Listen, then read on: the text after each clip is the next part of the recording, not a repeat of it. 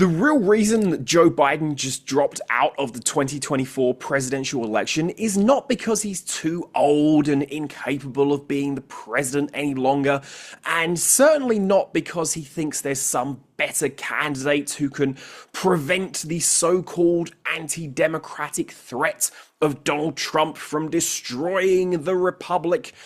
Well, at least that's what the Democrats and the left would like us all to believe. No, the real reason that Joe Biden dropped out of the race is because he was exposed during his disastrous debate performance with Donald Trump as being in command of absolutely nothing. People started to ask the question, who is actually in control of the United States? Because clearly Joe Biden is not. He could hardly string a sentence together during that debate, and that led people to ask these very real questions. And if you keep asking those questions, do you know where you're going to get to? The real power structure that is pulling the strings of all of these politicians, Democrat and Republican alike, in most cases. And who are those institutional forces? The transnational corporations, the military-industrial complex, and global political elites that are well beyond the reach of your vote.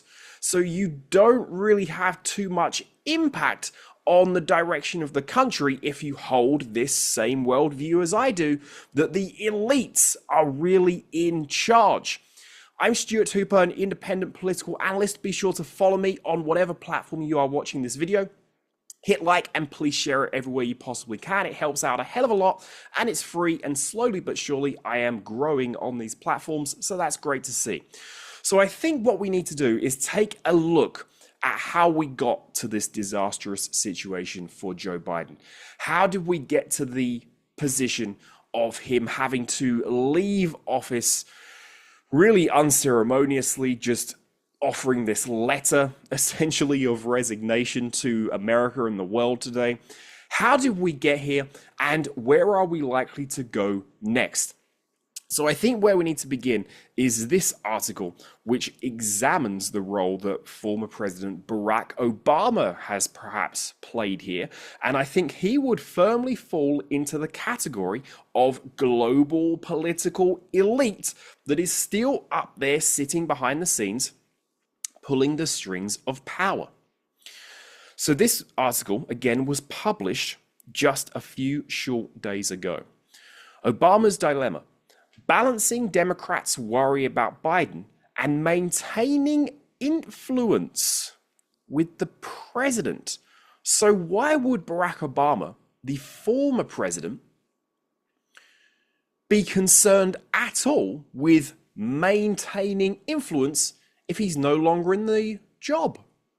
This is supposed to be how democracy works. You elect someone to go into office, they get the keys to power, the tools of the office, they get to use them for a while, then they leave and somebody else takes over, and that person that left is supposed to be gone.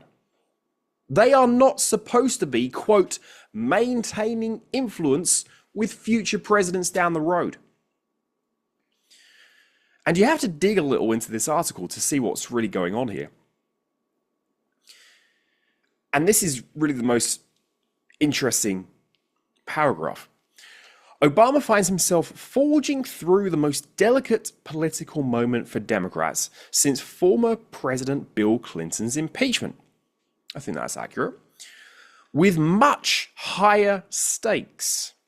It's a moment that requires Obama to balance his role as a party elder and an honest broker for Democrats seeking advice while avoiding being seen as betraying his former vice president.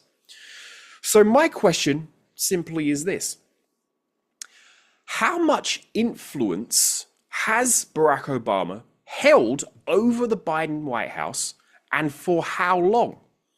And specifically, on what issues? What is the American government currently doing domestically within the United States and abroad in the wider world as a result of the influence, their word, not mine, of President Barack Obama. This is a textbook case of elite theory playing out through empirical example. Let's continue with how we got here. This again from a couple of days ago.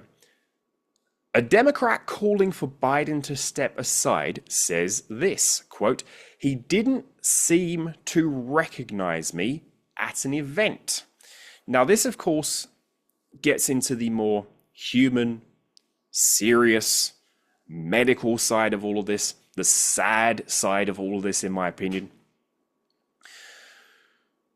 We have a report of a congressman here, Seth Moulton from Massachusetts, who essentially argues in this article that whenever he would bump into Joe Biden, Biden would start smiling, how it was so great to see him, they'd start having some small talk, things like that. But then, at this event in Normandy for the 80th anniversary of D-Day, he didn't seem to recognize me. It was a crushing realization. Again, this is sad on a human level. This is a human being. This is a husband. This is a father. This is a grandfather. Potentially even a great-grandfather. I'm not sure, the whole Biden family tree. This is a man that needed to retire years back, but instead he has been used and abused and exploited as what they see as a respected political figure to be put up on this pedestal and really be used and abused by the global elite deep state class for the past 4 years he's had in office. That's what's happened with Joe Biden. It's a sad state of affairs. But that, of course, is only one Democrat. That list grew and grew and grew, particularly over the past week, with multiple Democrats calling for Biden to step down. Joe Manchin, he was the big one this morning. Really senior Democrat. And he said it was, quote, "time to pass the torch to a new generation." Yeah, but yeah, you can see this list. Perhaps your representative is on here. But this was building and building and building and building. Biden himself also would cite 4 key reasons why he might have to step aside. Divine intervention. Whenever a political leader in a democracy is telling you that they are relying on, quote, divine intervention to make a decision, that is the warning flag, that is the fire alarm that that person no longer needs to be in office. In democracies, we do not need people making any decision, not just whether or not they're going to stay in a race, but any decision on the basis of divine intervention. We do not want "God told me to do it" to be the basis of politics. That is a surefire way to lead yourself down the road of disaster. Continuing, cold, hard data. Now, this is really where we are. I don't think you could have found any poll at this point that would have showed Biden beating Trump in the election in November. Simply was not going to happen. I still don't think it's going to happen, regardless of who the Democrats get. There may be 1, perhaps 2 exceptions there, which we'll touch on at the end. But this was the reality.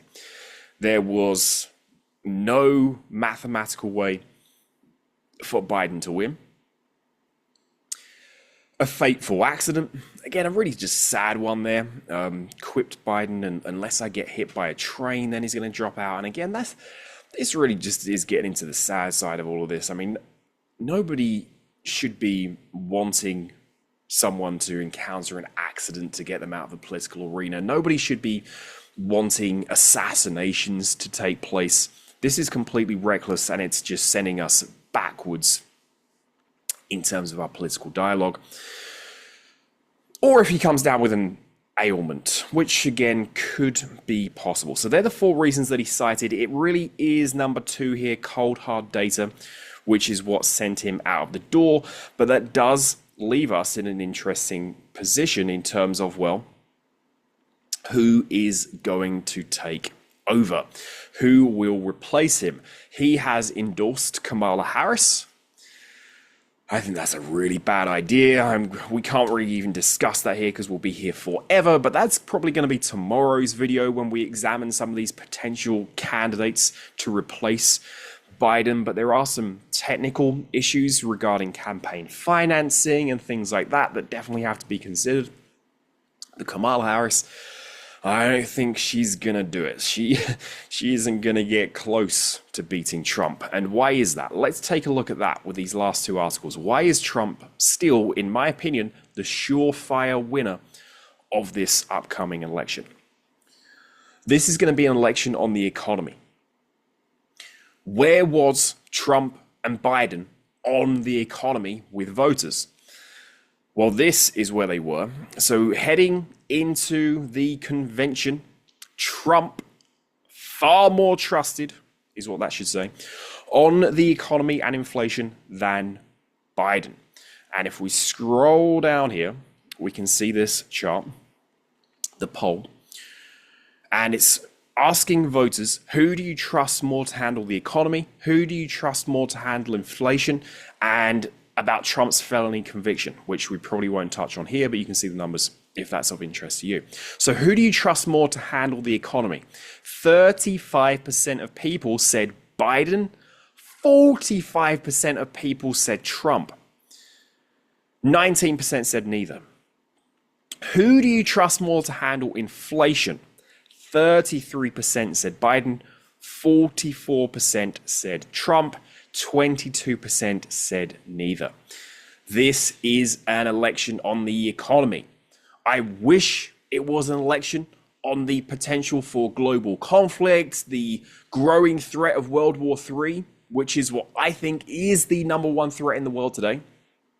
But domestically, at least, this is an election on the economy. People cannot afford rent, they can't afford gas, they can't afford groceries. When that is the reality that we're living with, it's the economy that's the number 1 issue, hands down. I don't think you're going to get a Democrat that's going to be able to defeat Trump on these particular numbers, on this particular issue. Therefore, I think Trump is still a shoo-in to win. And of course, what else does Trump now have on his side? Well, perhaps a guardian angel, because that produced this image. This image is going to go down as one of the most historic photos of all time. Perhaps the most historic photo of every single person watching this video. This photo has become instantly iconic. It's instantly shifted the image of Trump. And you really cannot underestimate the impact that that's going to have on this election. So Biden is gone. The puppet of the deep state was exposed and forced out from really within both the deep state and the puppet politician class, working collectively to do that. Who's going to replace him? We'll discuss that in the next video. Would love to hear your comments on this below. Let me know who you think is going to replace him. Does anyone have a chance against Trump? I sure don't think so at this point, but we shall see. And I'll be back with more videos real soon, so be sure to subscribe, hit like, and share this everywhere you possibly can.